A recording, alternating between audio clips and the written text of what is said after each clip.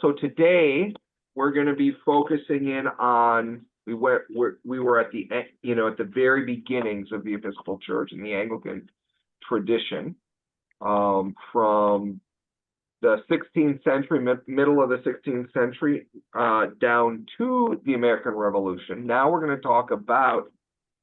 Hello, Roger. Hello, Roger. Roger. If Sue is next door. Yep. Great. Hi, Sue. Today we're going to talk about the Episcopal Church of the United States of America. And we talked about that as the Domestic and Foreign Missionary Society that we had talked about quickly last week. And we're going to talk about what that means as to today, essentially, but really high level again, including communion. What's the Anglican Union? What does it look like? And the prayer book. We'll jump into a little bit more of the American prayer book and some of its generational pieces, our theology, pieces of our theology, and somebody is here. Joan, are you here for class? Yes, come on in, right here. More about what I'm paying for. That's a good way to look at it. That's one way to think about it, yes. And lastly, we'll spend a little bit of time around the Episcopal Church in the Civil War and the role of the presiding Bishop Edmund Browning, who was the presiding bishop from 1986 for 12 years. So what would that be? Essentially till 1998. 98, 99, somewhere in that range. So, or 85 to 87, doesn't matter, those 12 years. So, to bookend our time, we're going to start with the collect again. The prayer in our Lesser Feasts and Fasts, which is a book that we use for our non-major feasts. Okay, so like the Roman Catholics, right? We have major feasts and minor feasts. The major feasts, even the Lutherans share with us. Sorry, Barbara, I have to. It's what we used to call red letter saints: Matthew, Mark, Luke, and John, St. Michael and all angels, Mary, the Annunciation, Presentation, and so on and so forth. And then, unlike the Roman Catholics, who have a saint every day, sometimes throughout the world, different regions, we have what's lesser, and these lesser feasts include no more than one a day. They are primarily the saints, those who come to us pre-Reformation, okay, and then Anglican expressions of the faith, for the most part, from the Reformation to today. So we do make a difference. The 20th century, we do bring in a few of the medical folks like Dietrich Bonhoeffer and Martin Luther King Jr. So this prayer, yes. So they're not always the same saint as the Catholic Church. Correct. Saint. Correct. You've got your own set of no, that's right. Examples of the faith is what we technically don't call them, and we technically don't call them saints because we also don't that process. That process, right? And we don't pray to them. We give thanks for the witness of those who have come before, which is a very different way of understanding those who have come before us and witnessed to the faith. So this collect, right? Collect is a prayer. We collect our thoughts and prayers to God. This one is in remembrance of the common prayer. And big part of it. So Let us pray. Almighty and ever-living God, whose servant Thomas Cranmer and others restored the language of the people in the prayers of the church, make us grateful for this heritage and help us pray in the spirit and with understanding, that we may worthily magnify your name, Christ, who lives and reigns with you in the Holy Spirit, one God, now and amen. So, I gave a quick overview of today, and so there's two things, Joan, and to everyone, ask questions, stop me, because sometimes I can get verbose. That's the first thing. I'm a preacher, right? That's kind of a part of our job. And so let's begin. So I'm going to be sharing screen as well on a somewhat regular basis here. The first thing we're going to do is go back to the prayer book, and so we're in the Book of Common Prayer. You all see that there, everyone? Yes. Yeah. I am going to, I hope I will expand it, yes. But I don't have to. Okay. I So will. what I've expanded is the preface of the Book of Common Prayer. And what's interesting is the preface hasn't changed. We still use the preface for the original prayer book in 1789.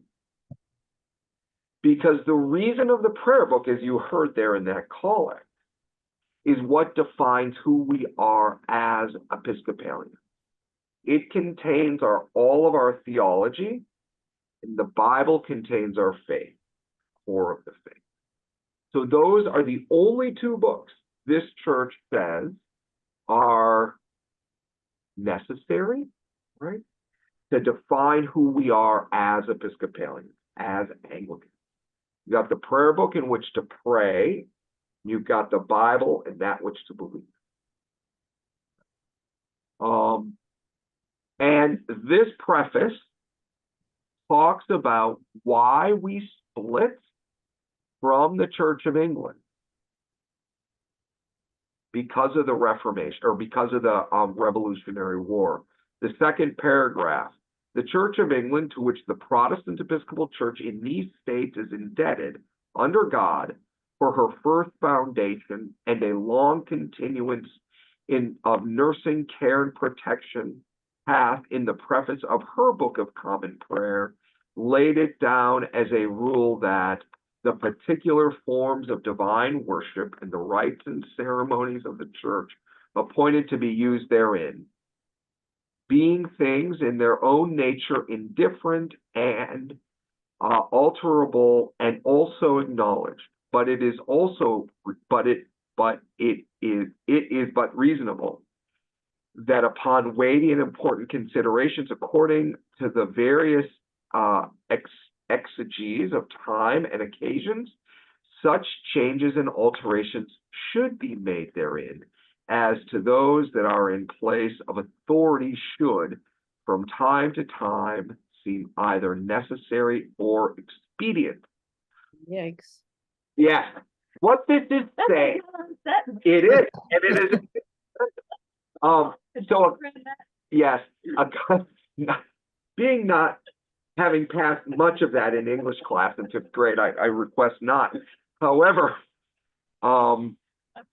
no. It begins to talk about the changes from the colonies as an individual separate state from England to the old to the new, so to speak. And why this is so important. I encourage you to read it, the rest of it on your own, but I do want to say this. If you look at the paragraph I have at the last one on page 10, the attention of this church was, in the first place, drawn to those alterations in the liturgy which became necessary in prayers for our civil rulers, in consequence of the revolution. Two things happened in this prayer book. It was ratified first by our General Convention before there were bishops in the American colonies and ordained for the Episcopal Church in the United States. And secondly, liturgically, they moved from prayers from the king to prayers for all those in civil authority. There's not much different. That was the change. So the prayers of the people, is that considered the civil authority? Correct. So you'll note that at this time, there's only what we call today Rite 1. And in Rite 1, right after the creed, we have what the prayers for the state of Christ's church and the world. And those are the prayers of the 1662 Book of Common Prayer, which is the Book of Common Prayer established after the English Civil War, which is still their Book of Common Prayer. I'm going to take us to what this means, exactly what this means. So, okay, hold on. Holy Eucharist. Hold on a second. Prayers of the people. So you can see here, let us pray for the state of Christ's church and the world. I'm going to open this up. Hopefully you all can see it a little better. You will see down here in the paragraph that says, we beseech thee also, so to rule the hearts of those who bear the authority of government in this and every land, especially, and then we pray for the president. In the English prayer book, it says, for the king, or the monarch, that they may be led to wise decisions and right actions. Essentially, that's the change. Because we are the Church of England in the United States, which was that very first statement, the very first sentence in the preface to the Book of Common Prayer. That is still the preface to the 1979 Book of Common Prayer. Question. Yes. So is the Anglican Church the same thing as the Anglican Church? Oh boy, we're going to get to that. Oh, you said that. Could you all hear Joan? No. Yes. I didn't. Hold on, everyone. I can hear. Okay. Give me 1 second. We're going to be right back. Okie dokie.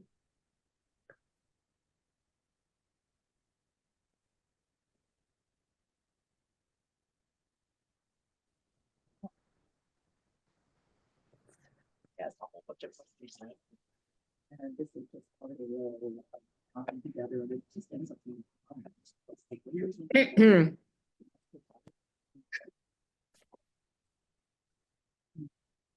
Well, great that you asked that question.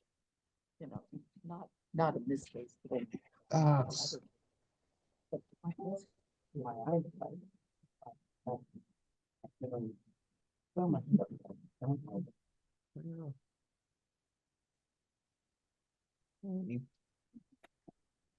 Oh.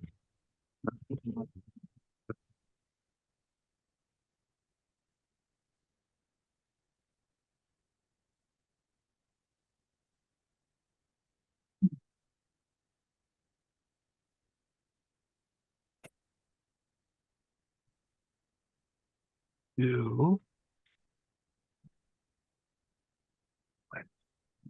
Sure.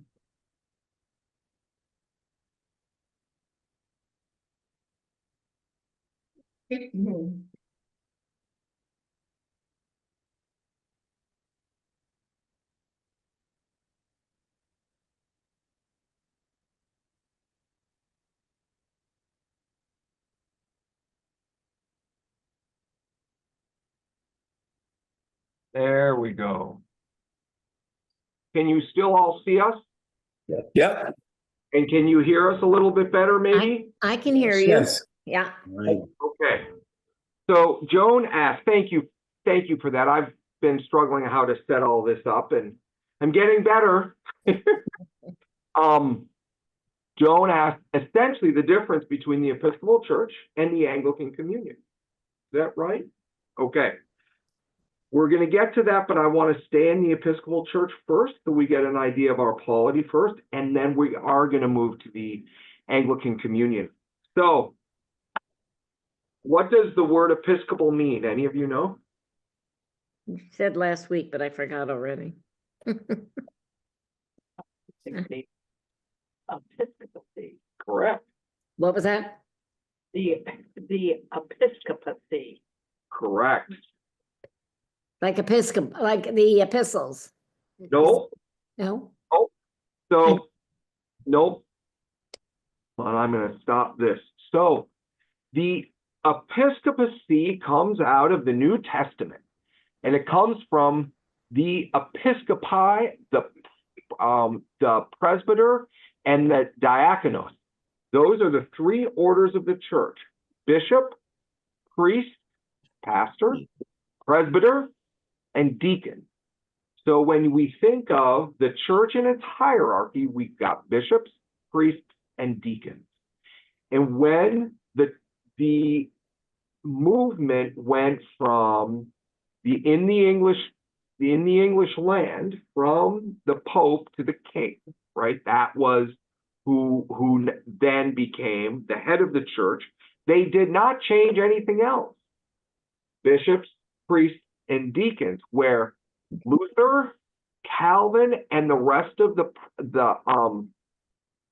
majority of the Protestant reformers on the continent took away bishops because all they saw was the Pope and the extravagance and all that which was going on of the whole Roman Catholic hierarchy. And there was no need for deacons because the history of the church is for ordained orders is everybody is ordained a deacon, then they're ordained a priest, and out of the priesthood comes bishops, archbishops, cardinals, right? In the Bible doesn't say anything about archbishops or any of that. It says bishops, priests, and deacons. And so the Episcopal Church has continued that New Testament theology about the structure of our denomination. Where is this located in the New Testament? I am not even familiar with this. Is there a book, like one of the Gospels, or? Yeah, I was making a joke. It's James, or it's 1st or 2nd Timothy. I apologize. I don't remember the chapter and verse, the book chapter and verse, but it's in the non-Pauline epistles. Okay. I will do a little Googling as we talk here, but it is biblical about how the church is to be organized. Okay, so let's do a little bit of early church history. So as the church moved out of the 1st century, right, and the original disciples and those who physically and knew Jesus, heard his voice, the church had to organize itself. And what we find by the 3rd, 4th, 5th century is that you had bishops who oversaw the church. And the church was usually in a geographic space that today we call diocese. Today we use in the Lutheran Church, in others, we'll use synod. The Presbyterians call it a presbytery, something of this nature. Presbytery, is it? Yeah. And they're all the basic same thing, right?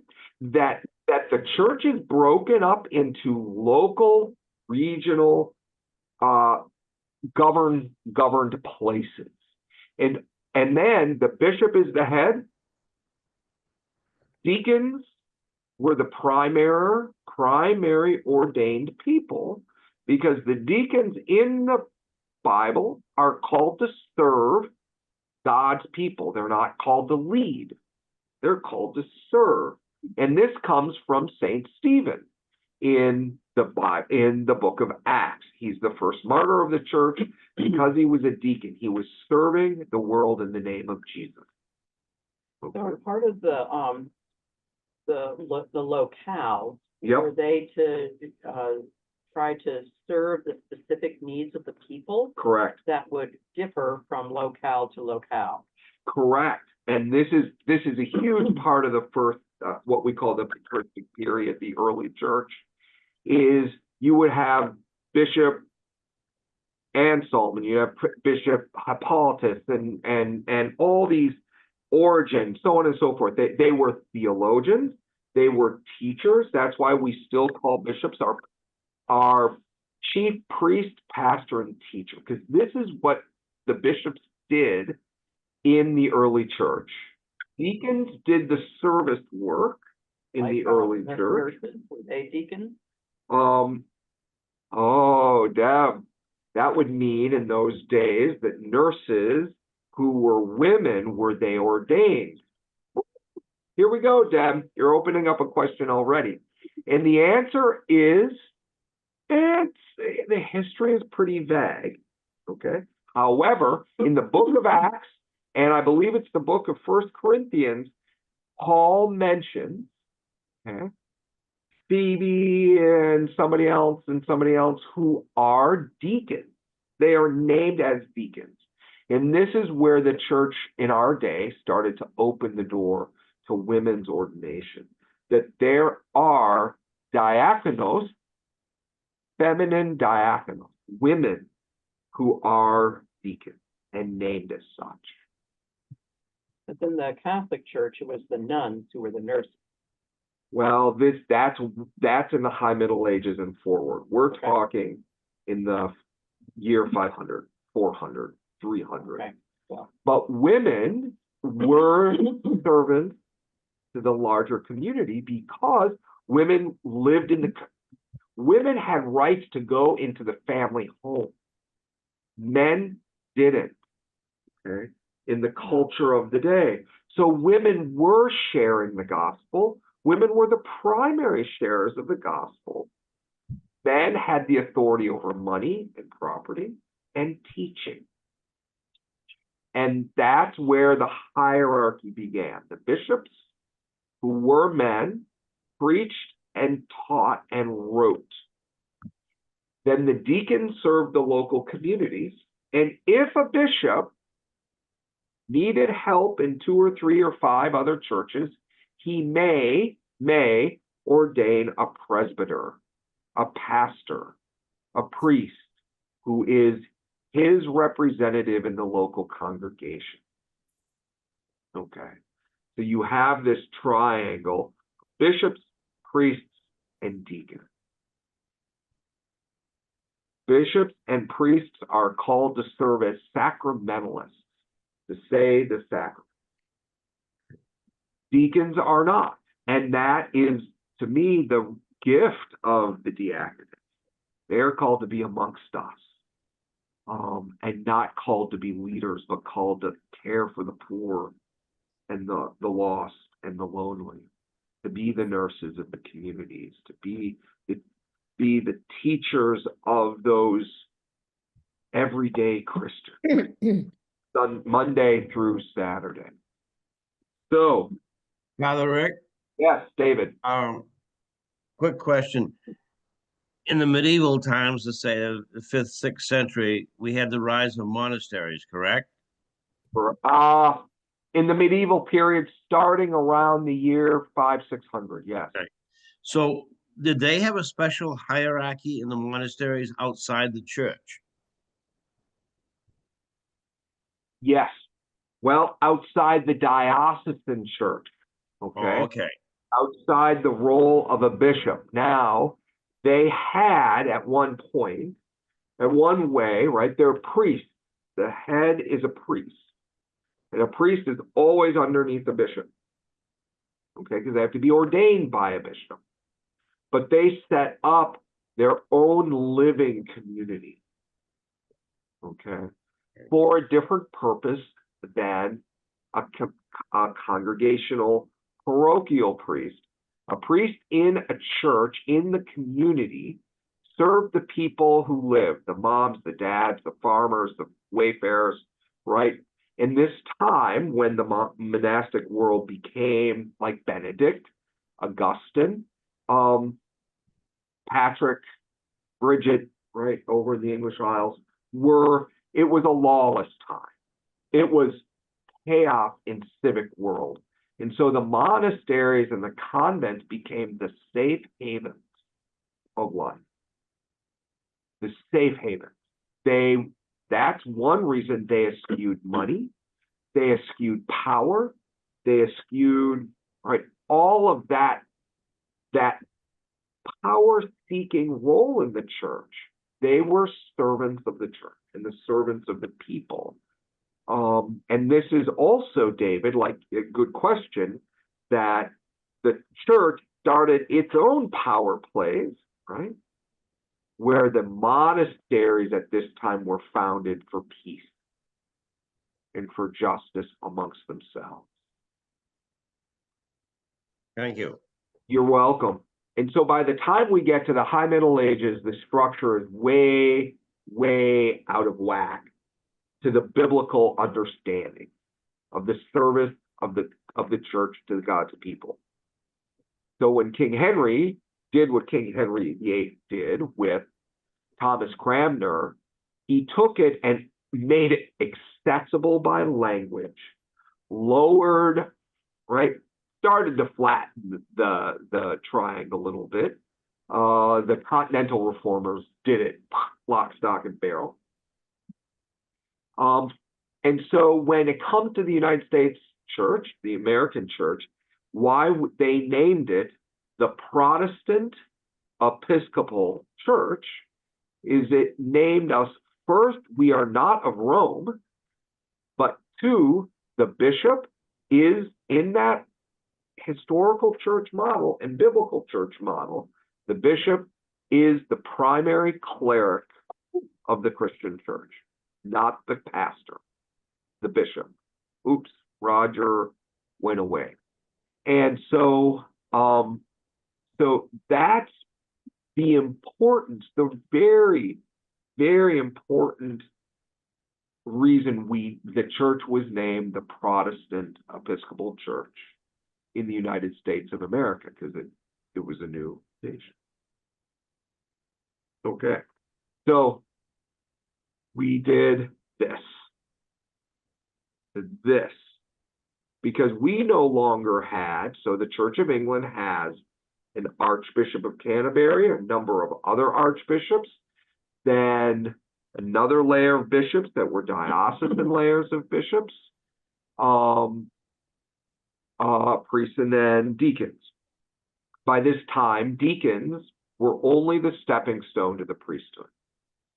So the church in these days, by this time, lost the role of the diaconal ministry as expressed in the scriptures. The Catholic Church still has lost that. No, that's not true. They now have a very strong diaconal ministry by married men can be ordained deacons. So Rick, maybe I missed this. So the Episcopal Church has the presiding bishop and then bishops, Correct. but there are no archbishops. Correct. No archbishops, and that has to do with the leaving of being not underneath the king anymore. Because the Archbishop, especially of Canterbury, is his both political and spiritual representative to the nation. Okay. Most of the archbishops still to this day have a seat in the House of Lords because it's the state church. So when we wrote our Constitution, you see, this is literally where it came from. So that the Archbishop of Canterbury could never be established as a religious authority underneath and dictated by the president and by the civil authority. So can I ask a question? So is the US the only church that's broken away from the Anglican church? I mean- No, we're getting there, Barbara. Okay, Exactly what Joan asked. I want to finish with the Episcopal Church okay, structure. So we were developing ourselves away from England the same time as the Articles of Confederation, right? So if you remember your American history, the Articles of Confederation had a primary congressional authoritative civil government, with the president being very weak, and the executive branch being very weak. The Episcopal Church is designed off that. It is how we function. We have a now it's changed, no less than the American civil authorities, our own government. The House of Bishops is its own body. They function like the Senate because they're smaller. Every bishop in the church elected is a member of it. Sitting diocesan bishops have more authority on certain things. If you're not a sitting diocesan bishop, either retired, assisting, suffragan, coadjutor, these are all different names for a role of a bishop.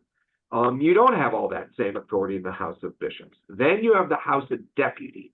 The House of Deputies is made up of, from every diocese around the Episcopal Church, which no longer is solely contained within our borders, is 4 lay people and 4 ordained non-bishops, so deacons and priests. So when we get together every 3 years as a denomination, it started then, to make our rules, our doctrine, our canons, our statements, resolutions, no different than even today. Right? You would start a quote bill in either the House of Bishops, the House of Deputies. They would debate it, they would vote on it, they'd send it to the other chamber of the quote Congress. They would debate it, look at it, vote on it, change it, not vote on it. There's reconciliation committees. I mean, like, we are talking an exact mirror of Washington, D.C., minus the fact that it is a very weak executive, no different than the Articles of Confederation. Now, that's still our structure. We have changed the name of our presiding bishop, his title or her title, to presiding bishop and primate, a primate, which means they actually have more authority. When did that happen? In the last 10, 15 years, maybe under Michael Curry, which was our most previous presiding bishop, and it gave our presiding bishop more authority, in the Anglican Communion. That's why. To do what? To speak for us when General Convention is not in session, which only happens every 3 years. So consolidating a little bit of authority, giving that presiding bishop more autonomy to speak for the church. They have no authority to set doctrine. They have no authority to dictate beliefs, resolutions, anything of this nature, but they can sign documents of international Anglican order as our representative. So it gives them a little bit more authority. They also have a lot of canonical responsibilities of executing the church, no differently, executing the canons of the Episcopal Church, no less than is the executive order of the government. But they're not given the right to do things like executive orders for a church, which would mean setting doctrine. They cannot set doctrine. They can only live out what's there. Okay. So that means that it's the hierarchy, though, in the Episcopal Church is more Roman Catholic than it is other Protestant denominations, it sounds to me. Oh, very much so. We never broke hierarchically from the biblical bishops, priests, and deacons. Yeah. that have authority in the bishop. So we are not, the bishop of a diocese is the primary priest. It is not the local rector. The rector is deputized by the bishop to be their sacramental presence in a congregation. It's why a bishop must approve a priest to serve in a congregation, as a congregation invites a priest to serve in that place. So, because the bishop has authority over me directly, I answer to the bishop.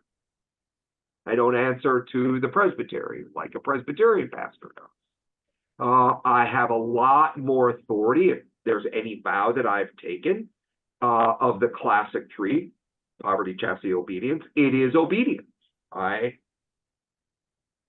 That's a part of being a priest. You give up your authority, your autonomy in the Episcopal Church. I have to listen to the direction of my bishop.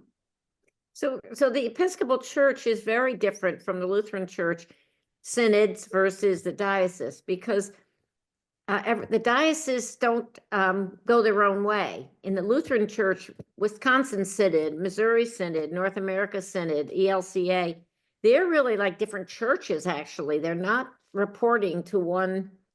That's right. And that's a part of the difference in the Protestant Reformation. The English Church is the English Church. Bishops, priests, deacons, the bishop is the head. Yeah. Absolute head of a diocese. Therefore, over all of us, in this case, Bishop Shannon is our primary teacher and preacher.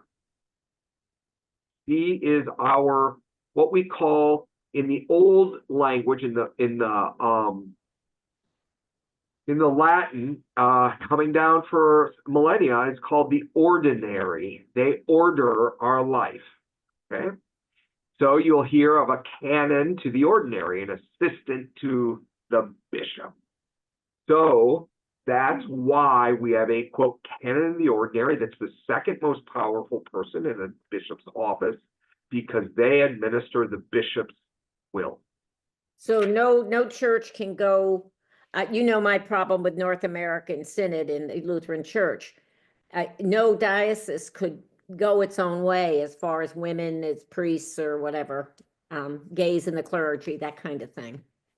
Yes, but you lose everything. Okay, and when Gene Robinson, What do you mean you lose everything? I don't understand that. Hold on, Roger will remember this when he was in New Hampshire. So when Gene Robinson back in 2002 and 3 was elected and consecrated, 4 dioceses tried to leave the church, and there were 20. One of them went to the Supreme Court over finances and authority over buildings and money, because a diocese owns everything. They own building, they own every building, they own everything in it at the end of the day. Unless the church was founded before the revolution. We're not going to go there. Assessments and all that we do. All of that stuff, right. So when I mean we have the bishop and diocese govern us in our day-to-day life. Now, it's a part of what it means. And that was because Gene was gay. Gay, right, and in relationship. Gene is gay. Is gay and in relationship. We've always had gay bishops, but never open if they were gay. Right. So therefore, the money that the 15% that we have to give to the diocese, where in the Protestant tradition, it is voluntary. Correct. You give what you can give, you tithe or whatever, but Episcopal Church tells you. So hold on. And this is one of the things that the ordinary has the right to do. We have a diocesan convention that Roger's been to. I know some of the others of you. We then in diocesan convention. And so Barbara, I know why you're asking these, and they're great questions. It's the split of this middle way. Some Protestant themes, some Catholic themes. Yeah. Diocesan convention determines our 15, 16, 10%, Okay. not the bishop. The Okay, bishop. it's not the bishop, okay, yeah. However, some dioceses have what's called their fair share. They do pledge. They are not mandated. And this diocese just happens to have a mandated. Mandate, okay. Right. So and then when we ordained women, we had the same challenge. We had churches breaking away. When a church individual breaks away from the denomination, lawsuits and challenges, it's really painful, no less than the Lutheran Church. But in the Lutheran Church, each congregation owns its own building. Methodist Church, no, the conference owns the building. So Protestants have this whole mixed rigmarole. Well, it's understandable why you say that Episcopal Church is not Protestant, that it's kind of in between, and I understand that now. That's right. We are right darn in between. Yeah. Okay. Let's move to the Anglican. Yes. One quick yeah, question. So did you become a deacon before? Yes. Yeah. Yes. And so I was ordained a deacon in June of 2000 when I was right after seminary, and 6 months later I was made. You were very cute. I saw a picture of you. You look very cute as a young man. I was very young. Thank you. Thank you. I was 30 years old. So it was a long time. And I like that, Okay. Barbara. Barbara, Yes. people really didn't want to say Father Rick because I would look much younger than a father could ever be. Uh-huh. Right? And we always joked about it. I said, no, right, I'm Rick, as you all know. Both is whatever. Children know. I do believe that titles are appropriate, whether it's Miss, Mrs., Pastor, in the Episcopal Church, Reverend, especially for women, often use Reverend, Father, Mother. Yeah, But mother's rough. That's a rough one, the mother, but for many, yeah, when my mother still not say that as an lifelong Episcopal. So this is the structure of the Episcopal Church. Okay. Just Father think Rick, yes, David. a question here. Always been concerned about the differentiation between Protestant and Catholic, okay? And you've defined it somewhat for me here, but in the creeds, it says we are a holy Catholic and Apostolic Church. Does that separate it from the other Protestant churches? no, No. Lower C, Catholic is universal. universal, yeah. Catholic means universal. It doesn't mean that under Rome. Okay. It's a small C rather than a capital C. Right. Yep. And we get very confused by that. And in a couple places in our prayers, in the prayer book, the C is capitalized, and it always makes me frustrated. Because are we then praying for Rome? Are we praying for the Bishop of Rome, i.e. the Pope? No. It still is the universal church. Why the capital? I have no clue, Deb. I wish I could answer that. I don't know. So yes, that's exactly right, Barbara. It's the middle way, and it's why Episcopalians and Lutherans have really worked, because Lutherans, as you know, Luther never wanted to leave the Catholic Church. He wanted to reform it. And Lutherans have bishops. Lutherans have pastors. They really don't have deacons. You do not ordain to the diaconate. We have deacons, but I don't know that they are called or ordained. We had 8 of them in my last church. I mean, That's right. That's right. The Protestant tradition since the Reformation is deacons serve the church. They are laity that guide the local congregation. Yeah. Again, it's biblical, right? There is a biblical thread deep. yeah, it's a 2-year education program, but Then they become deacons. So when it comes to our orders, right, bishop, priest, and deacon, for the Episcopal Church to do what we've done, we did, okay, so that we feel in our understanding of hierarchy, this is central to us. We are a church of bishops, not priests, not lay people. We are a church of bishops. That's our problem and our gift, is that as we start to build these ecumenical bishops, we require now all ELCA consecrations of bishops that an Episcopal bishop is present. It is a part of the laying on of hands. That's our apostolic theology. Okay, apostolic meaning the historic episcopacy back to St. Peter, Right. biblically. Now, can we kind of do it? We can, but the idea is the theology of the historic episcopacy. Okay, Lutherans didn't believe that, so it gets really confused. Roger. Well, also, when we ordain an Episcopal or diocesan bishop, it is, should have a Lutheran on a stage as well. So it has worked both ways between the two denominations. That's right. That's exact. I was about to get there, Roger. Thank you for finishing that. Say that again, please. When we ordained Bishop Shorey, or excuse me, Shannon. Shannon, we had to have an Episcopal, a Lutheran bishop present. Yep. As Rick says, when we ordain a Lutheran bishop, an Episcopal bishop is present. It's just a symbol of both denominations being yoked in a common thread in history. That's interesting because I didn't realize when Pastor Paul became bishop, it was in St. John the Divine, which was an Episcopal church. And yes, the Episcopal Bishop of New York was there. Yeah. But had it been held in a union hall or something, you still would have had the Episcopal bishop. Correct. I see. Yeah. Okay. So the Lutheran Bishop of New England was Yeah. present at Bishop Shannon's consecration as bishop. Okay. And Bishop Shannon has gone to Lutheran Episcopal ordinations of Lutheran bishops. So let me address as well this apostolic succession piece and what is separated. Okay, we've just talked about how Anglican or the Episcopal Church and the Lutheran Church, ELCA only, are coming together around the role of the episcopacy.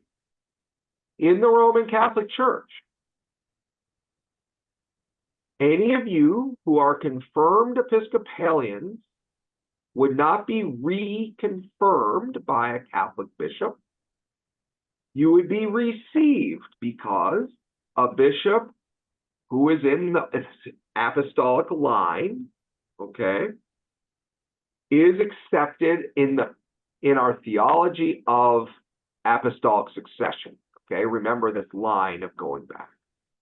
The same is true for Roman Catholics becoming formal members of the Episcopal Church. They would be received from the Roman Catholic Church because we honor their historic connection to the apostolic succession of bishops.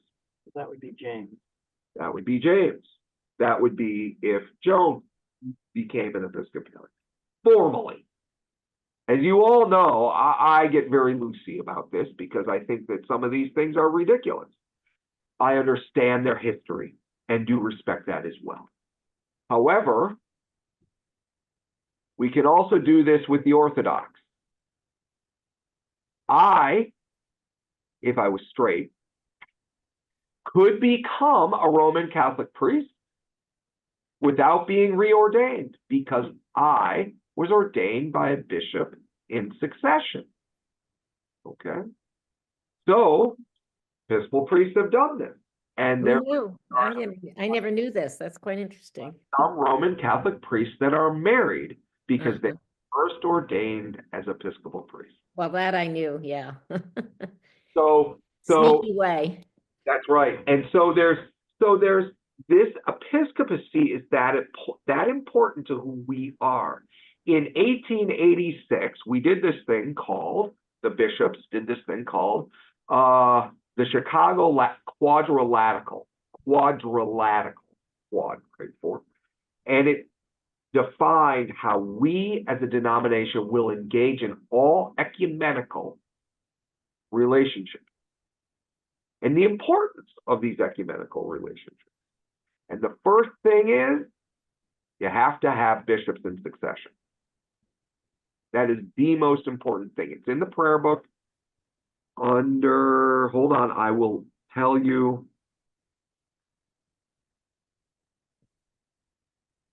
Oh, come on, get past that. 39 articles. It is on page 876, the Chicago Lambeth. I knew I forgot a word, quadrilateral. Quadrilateral. Yes, thank you very much. I keep putting a T in. First, that we all may be one.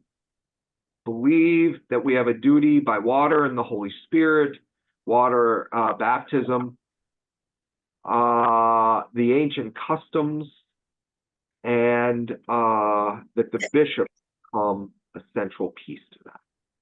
So, historic episcopacy. So that guides all of our ecumenical relations. And since the Roman Catholic Church will never accept that, right? Because we broke away. Same with Luther, same with all the other Protestants. That we broke that line of succession. Anglican communion, let's talk about that. So, over the centuries, once we broke away and from the king and the other nations, the other colonies throughout the world started to do the same, there came to be equal local denominations like the Episcopal Church. For example, the Anglican Church of Canada, the Anglican Church of Mexico, the province of the church in Australia, the church in New Zealand. You go around the Anglican or around the English diaspora, and you will find we call them provinces. So we are in the Episcopal Church a province of the Anglican Communion, the autonomous ecclesiastical bodies. No one can tell another province what to do, what to think, how to behave, of canons, of orders, and of theology. Nothing. Okay? What we do have in relationship to is the Archbishop of Canterbury as our historic spiritual head. Okay. So hear me. They can tell us nothing. We can tell them nothing. We are in, what do we call it? Friendly relationship by bonds of friendship. We listen, we learn. We're a part of the Anglican diaspora, if you want to use that term. Suggest. We can suggest. No, we can't suggest. What we can do, there's this body, okay? It's called the Anglican Consultative Council, okay? And that is made up of 2 appointed members of all 42 provinces. So the body gets pretty big. They can figure out how, in this place, Deb, what binds us and what doesn't, theologically, biblically, liturgically. And does that change with time? Yes. And it's fairly new. I would say probably within the last 50 years. Lambeth Conference is actually fairly new, within the last 80 years, from essentially the 1950s. And that is when, right? Remember, bishops. The Archbishop of Canterbury started calling all the bishops of the Anglican Communion of all the, church in Kenya, church all over the place, to Lambeth in England for a conference. These bishops still gather. It's been very strained, and it is splitting, okay, by what's known as the Global South, that holds a lot more conservative beliefs about the Bible, about moral ethics, the role of women in the church, marriage, not just gay people, but marriage and the role of marriage. What is the role of authority in government? What's so on and so forth. So there's a split. There's splits taking place. They don't like to talk to anybody. Many, right? So those who are of the North or the Western world, you could add in Australia, New Zealand, some of the South American countries. But there's a split happening because of the theological differences. The Archbishop of Canterbury is intended to be a unifying role in the Anglican community to hold us together.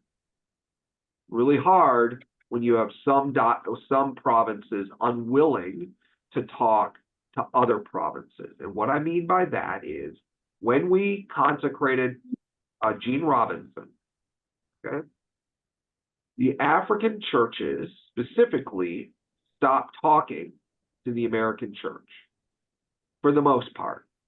And then when we elect the House of Bishops elected Catherine Jefferts Story, expressed it even more. Some of them would not go to a gathering of the presiding bishops and primates because she would be there. Okay.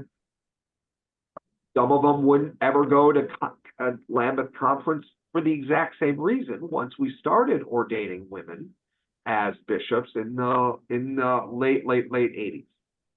And so this body, this Anglican communion has been under great stress for the last 30 years over the social issues that come out of our denomination or from our locale.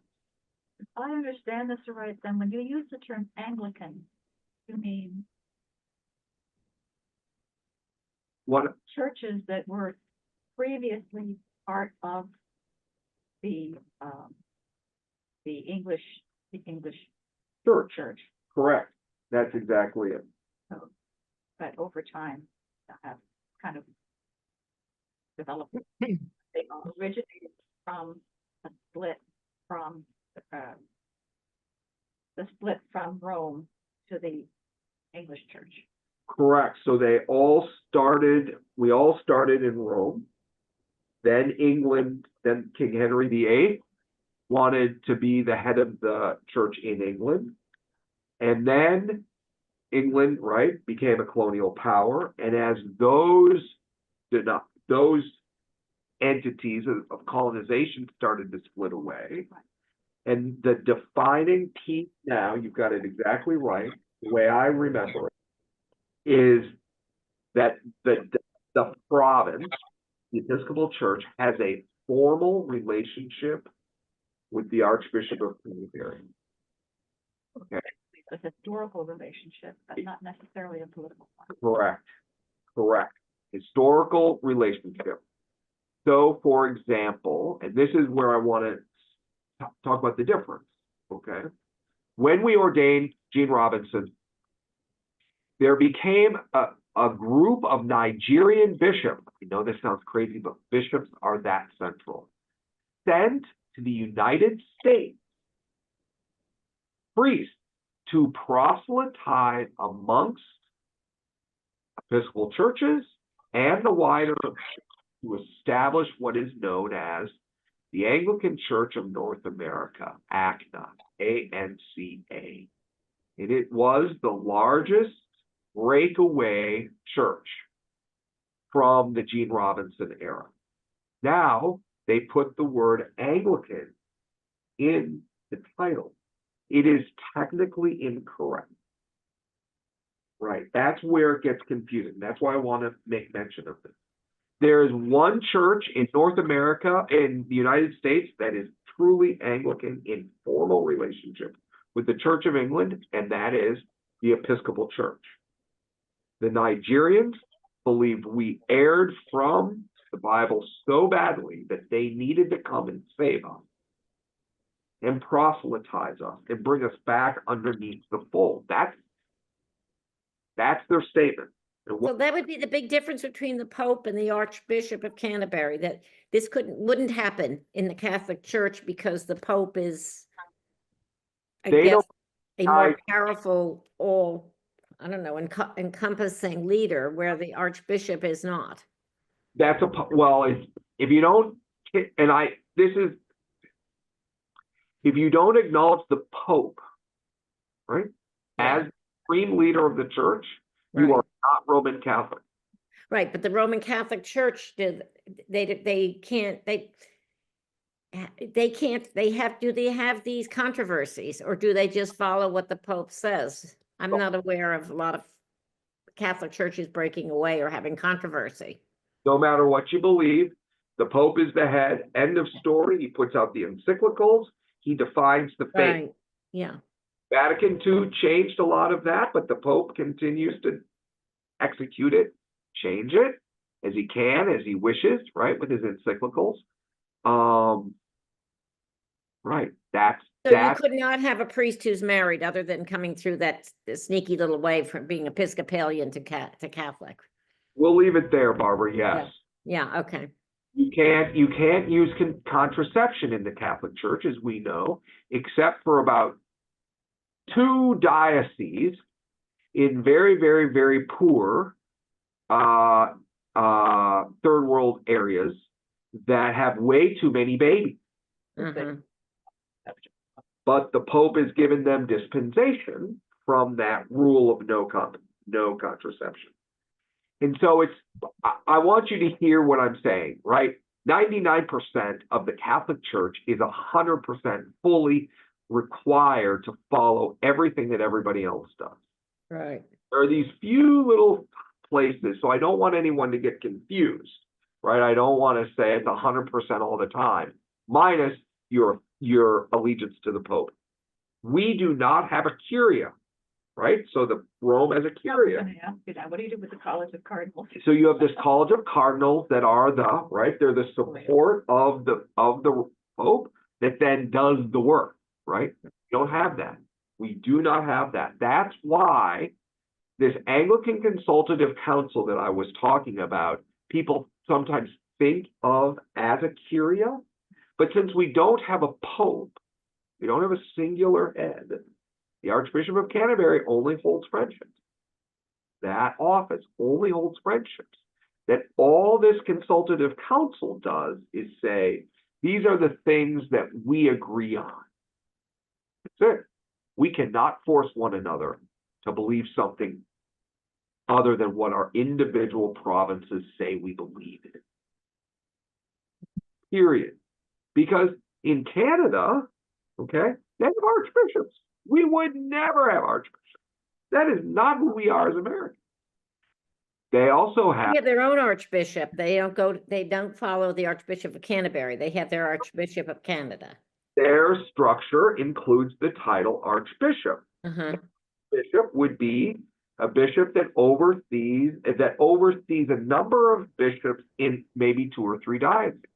yeah, But they have no more authority than we don't have that structure, right? We just don't have that structure, those titles.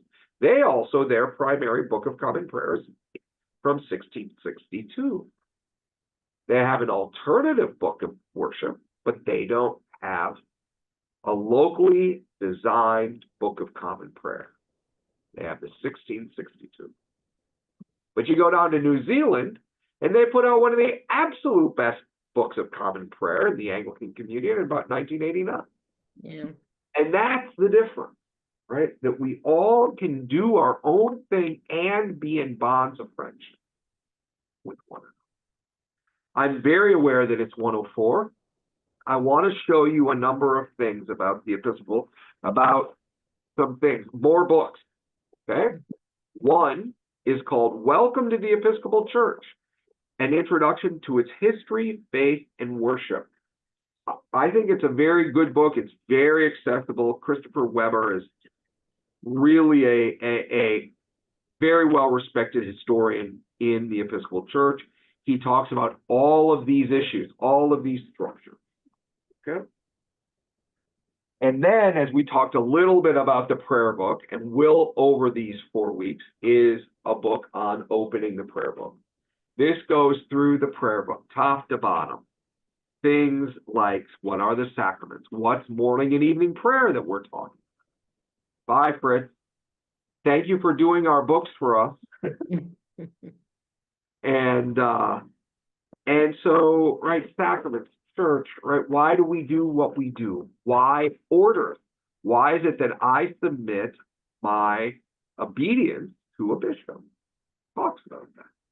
But a bishop does not. Because a bishop is the head of the diocese. They technically have no one over them. They have canons that govern their work, that drive their ethical actions, right? Their rules, but there is no individual ever over a bishop. No archbishop. There's no archbishop. They answer in some ways, this is really a bad way to say it, but they answer only to God, right? No less than myself. I have tenure. It's a part of our polity, right? I love you all, but technically I live and work in a different world than you are. You have the right to do one thing, not pay me. But you do not have the right to run me out of the church except under issues of moral interpretude. And then the bishop comes in and would defrock me, right? I mean, that's literally it. As a tenured individual, the congregation doesn't have authority over me. The bishop does. The bishop has no one individual have authority over them. And therefore, we can, right, for same reasons.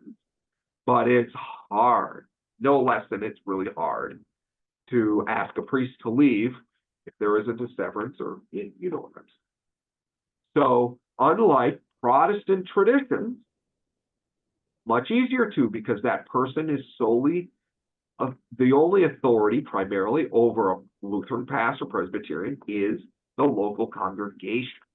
So when you think Yeah, about, but it's hard to get rid of. We had a pastor that wasn't working out. He should have been a fireman. He was in the wrong occupation. And we had to get the bishop involved. And at first the bishop said, I'm not able to help you. And the congregation said, gee, we don't have any money to give to the synod this year. And he said, well, on second thought, Right. maybe I can help you. But it was a really painful kind of. and everybody has different kinds of rules around that, but you'll, right, the pastor was run out of town on a rent. Yeah. Denominations, when it's only the congregation as the primary authority over a pastor, a priest, has a lot of authority to let them go. Yeah. Roger, I hope you and Sue have a wonderful day. I need to be. Yeah, we all have to be on our way. Thank you all, everyone, for everything.